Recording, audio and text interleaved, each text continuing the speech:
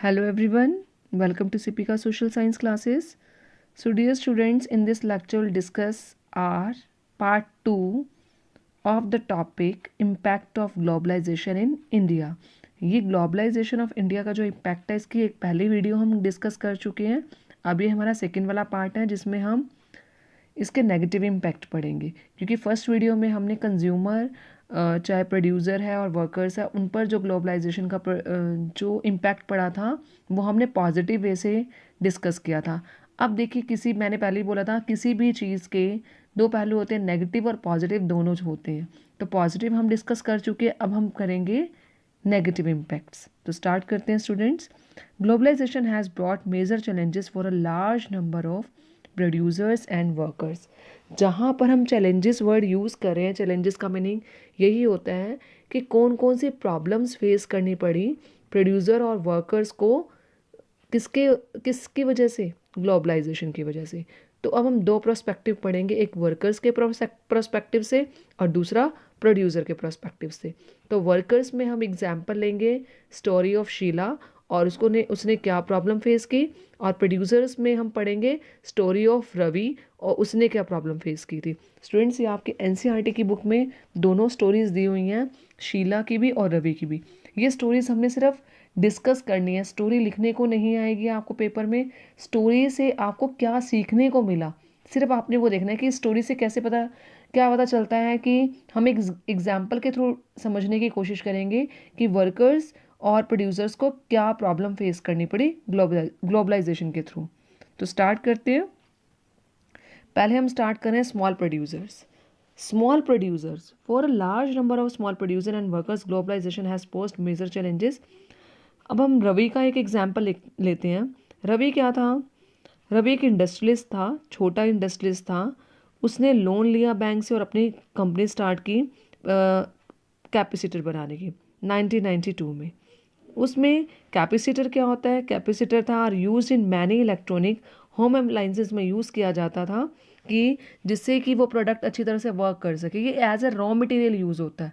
जो electronic products होते हैं उसमें रॉ मटेरियल की तरह एक पार्ट है जिसका हम यूज़ करते हैं ताकि वो प्रोडक्ट अच्छी तरह से वर्क करे.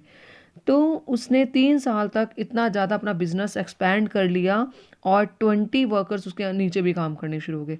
उसके बाद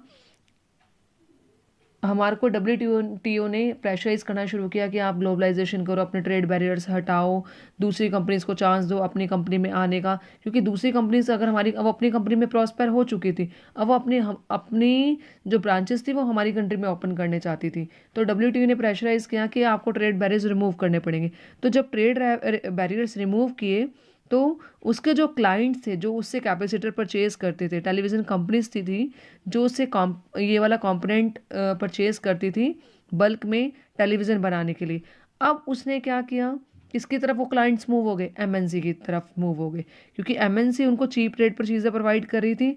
तो यहाँ से रवि को क्या प्रॉब्लम फेस करनी पड़ी कि रवि को अपना जो प्रोडक्ट था जो बेचता था, उसके जो कंज्यूमर्स थे, उसके जो क्लाइंट थे, वो MNC की तरफ शिफ्ट हो गए. तो क्योंकि MNC प्रोडक्शन जो इसका प्रोडक्शन करती थी कैपेसिटर का, वो हमारे इंडिया के क्लाइंट्स को चीप रेट पे प्रोवाइड करी थी. तो उन्होंने रवि से खरीदने की बजाय किससे खरीदना शुरू कर दिया? MNC से खरीदना शुरू कर दिया. अब क्या हुआ? They would prefer to import as the price of imported item was half of the price. मतलब जो रवि जो प्राइस देता था उसके हाफ प्राइस में उन्होंने बेचना शुरू कर दिया. अब रवि का प्रोडक्शन क्या हो गया? कम हो गया.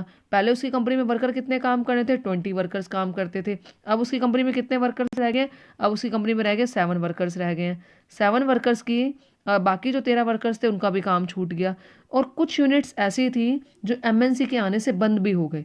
अब आप देखिए, जब रवि जैसे स्मॉल प्रोड्यूसर को ग्लोबलाइजेशन से बहुत ज़्यादा एडवर्सली इम्पैक्ट पड़ा कि उसका काम भी कम हो गया, उसके जो वर्कर्स अंडर काम करते थे उनसे भी काम छीन लिया गया. तो यहाँ पर अगर हम ग्लोबलाइजेशन देखें तो वो यहाँ पर उसका जो इम्पैक्ट पड़ा वो हेल्दी नहीं पड़ा. अगर आगे भी देखें, batteries, capacitor, plastic toys, tyres, daily product थे, ये जो स्मॉल मैन्युफैक्चरर थे, इनको they have been hit hard due to competition.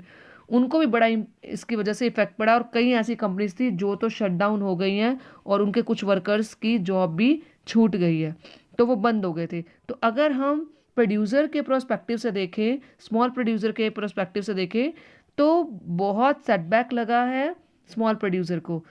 तो यहाँ पर रवि के अकॉर्डिंग देखा जाए तो रवि को ग्लोबलाइजेशन से कोई भी प्रॉफिट नहीं हुआ। अब ये हमने पढ़ा प्रोड्यूसर्स के रेफरेंस से। अब देखते हैं वर्कर के।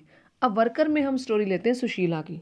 सुशीला एक गारमेंट एक्सपोर्ट इंडस्ट्री में काम करती थी दिल्ली की, जहाँ पर वो एक परमानेंट वर्कर की तरह थी। परमानेंट वर्कर थी तो उसको health insurance, provident fund, over time double rate मिलना, मतलब ओवर टाइम अगर करती थी उसको डबल पैसे मिलते थे। और क्या हुआ, धीरे धीरे जब एमएनसी आई तो एमएनसी के आने से दूसरी कंपनीज क्या होनी शुरू हो गई, बंद होनी शुरू हो गई। 1990 में सुशीला की फैक्ट्री बंद हो गई। फिर उसने जॉब सर्च किया, उसको जॉब मिली जो उसके घर से 30 किलोमीटर दूर थी। और वहाँ पर even after working in this factory for several years, बहुत साल तक काम करने पर भी वो टेम्परेरी वर्कर रही, और उसकी सैलरी जो थी वहाँ पर उसको हाफ सैलरी मिली। क्योंकि अब पर्सन ने जॉब तो करनी है, चाहे इस कंपनी में जॉब करेगा, अगर नहीं मिलेगी, कंपनी बंद हो जाएगी, तो वो दूसरी कंपनी में जॉब करेगा। तो उसने जिस कंपनी में जॉब की टेम्परेरी बेसिस पर वो रही, और उसकी जो सैलरी थी वो हाफ हो गई। अब सुशीला को सुबह जल्दी निकलना पड़ता था, रात को वो 10 बजे तक आती थी, और ऑफिस में कोई भी ऑफ नहीं मिलता था। मतलब वेजिस के तरह काम करती थी। जिस दिन ऑफिस नहीं जाएगी उस दिन उसको कोई भी वर्क नहीं मिलेगा। तो उसको कोई भी वैसा बेनिफिट नहीं मिला जो बेनिफिट उसको पहले वाली कंपनी में मिलते थे। क्योंकि एमएनसी के आने से जब स्मॉल इंडस्ट्रीज जाएंगे वो बंद होनी शुरू होगी। अब जो स्मॉल इंडस्ट्री बंद हो जाएगी, एमएनसी आ जाएगी, तो इन वर्कर्स का, क्योंकि जो हमारे इंडिया की जो डोमेस्टिक इंडस्ट्रीज थी वो वर्कर्स के बारे में फिर भी सोचती थी, उनको जॉब परमानेंट बेसिस पर देती थी।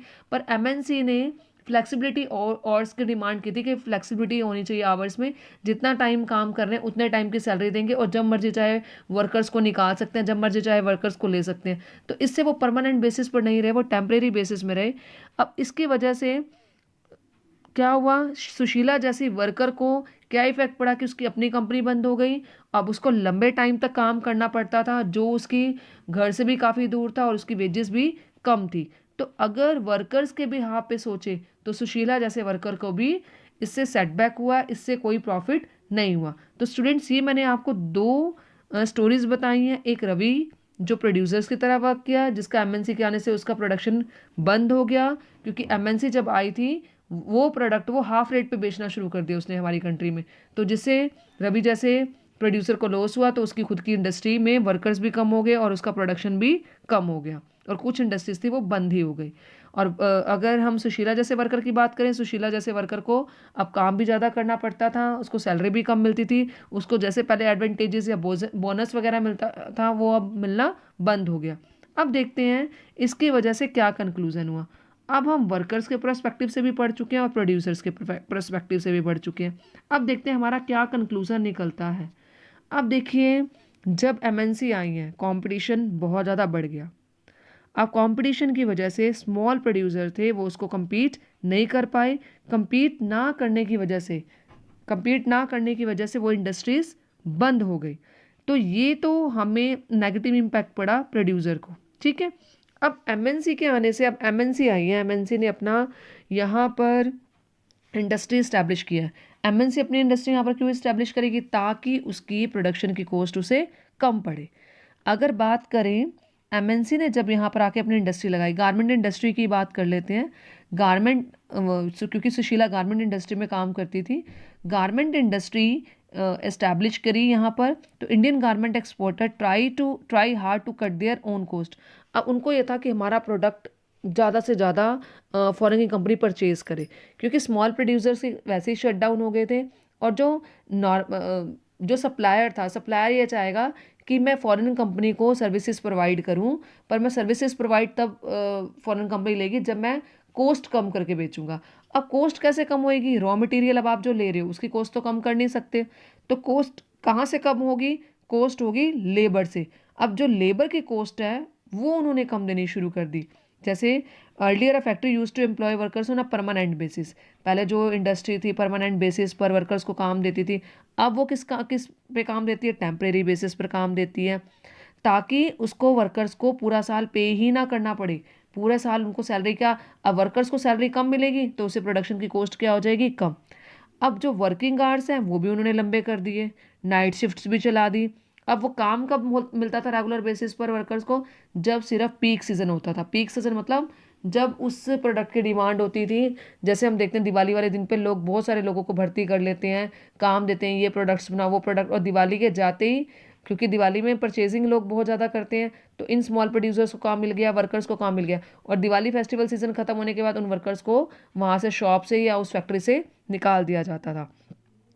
तो इसमें क्या हुआ, अब try to cut their cost, उन्होंने कट कहाँ से किया कॉस्ट, लेबर की कॉस्ट कम करके, मतलब उनको सैलरी कम दे के।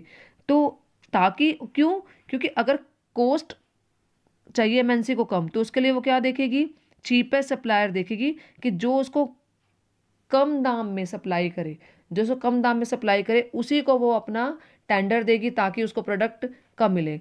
और जो चीप, जो सप्लायर्स होते थे वो चाहते थे प्रोडक्ट अगर चीप देना, तो वो क्या करेंगे, वेजेस कम देंगे वर्कर्स को, और उनके जो वर्किंग आवर्स हैं वो क्या कर देंगे, ज़्यादा कर देंगे। तो अब ग्लोबलाइजेशन था, अगर हम देखें उसके जहाँ नेगेटिव पॉजिटिव इम्पैक्ट थे, अब उसके ये नेगेटिव इम्पैक्ट देखने को मिले हैं, वर्कर्स के भी प्रोस्पेक्टिव से और प्रोड्यूसर्स के प्रोस्पेक्टिव से भी। अब दो स्टोरीज मैंने आपको एक्सप्लेन कर दी है, वो आपने स्टोरी पेपर में नहीं लिखने, उसका जो एसेंस निकला है वो लिखना है, कि प्रोड्यूसर्स को उनकी इंडस्ट्रीज बंद हो गई, वो compete नहीं कर पाए, और उनका जो प्रोडक्शन लेवल था वो भी कम हो गया बहुत सारे। और अगर सुशीला के बिहाफ से देखें तो उनको लो वेजेस मिली और उनको लंबे टाइम तक काम करना पड़ा। तो स्टूडेंट्स, अगर आपका क्वेश्चन आता है impact of globalization in India, तो आप पॉजिटिव और नेगेटिव दोनों इम्पैक्ट लिखेंगे। और अगर आपसे पॉजिटिव पूछा जाएगा तो आप प्रीवियस वाली वीडियो में से आंसर लिखेंगे, और नेगेटिव पूछा जाएगा तो आप इस लेक्चर में से अपना आंसर बनाएंगे।